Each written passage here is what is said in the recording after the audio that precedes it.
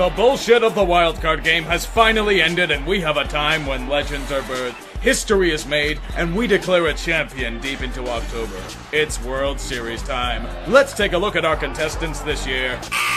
The locking and loading of this past offseason has paid off in spades for the Sox. Chris Sale has been the stud that this team needs to go far. Rafael Devers has emerged as one of the best young hitters in the game. They shed the panda and are lean and ready for another deep playoff run. Don't write off David Price either. Even though he's dealt with the drama surrounding the Boston media, he is still a worthy competitor. I'm expecting a great series between them and the Astros. Don't let the baseball world down.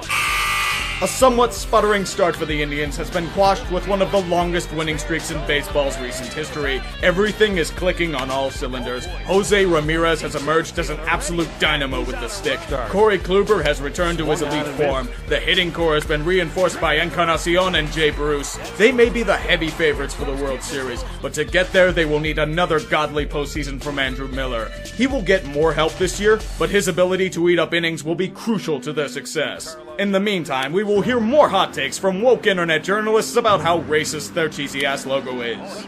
Again. It's showtime in Houston. After years of being absolutely god-awful, the fruits of successful drafting and development have borne an outstanding season. Dallas Keuchel, Brad Peacock, Justin Verlander, and Ground Chuck are the pitching core that will lead them into October. The mighty midget Jose Altuve has had the best season of his career, leading a hitting core flush with depth. The only problem? It's a long way to the top. They need to get past Chris Sale somehow. If not, it's just another notch in a long belt of disappointment.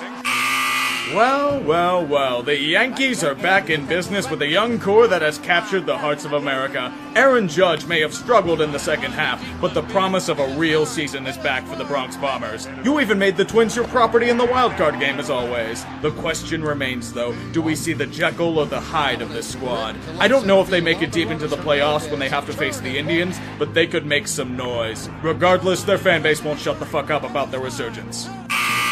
The meaningless regular season has once again passed, with the Nationals leading the charge in an incredibly weak NL East. But the holes have been patched. The bullpen is no longer absolute excrement. Michael Taylor is actually a capable hitter. Thankfully, Bryce Harper's freak injury hasn't cost him the postseason and he has returned. But will he return to old form? Do the Nationals have an answer for a white-hot Cub squad yearning to answer the doubters? Will the Nationals ever escape their incredible legacy of failure? You have 2 more tries with Harper, Washington. Don't fuck it up. So you actually managed to get your shit together and take over that weak excuse for an NL Central this year. Glad you're at least trying to meet expectations. The pitching is nowhere near as rock solid as it was last year, but you can't sniff at a hitting core led by Chris Bryant and Anthony Rizzo. For all of our sakes, the Cubs cannot win the World Series once again. I doubt we'll be able to deal with the fan base for another go-around. This means they're winning it all again, doesn't it? So, been kind of a weird year for you guys, eh? First going on an incredible 43-7 streak in the middle of the season, then following it with an 11-game losing streak.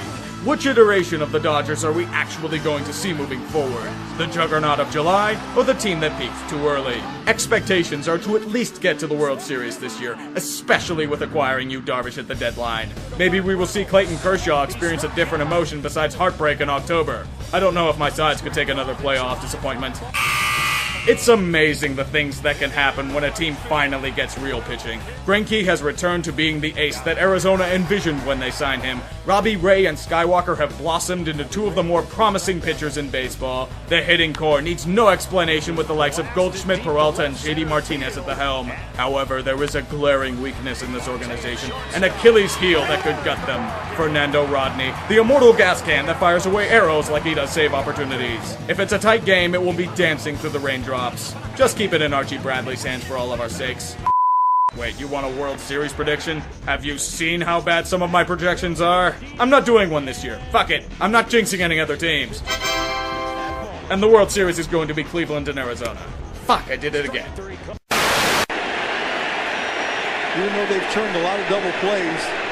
Oh, there's a drive to deep left field, and the ball game is over.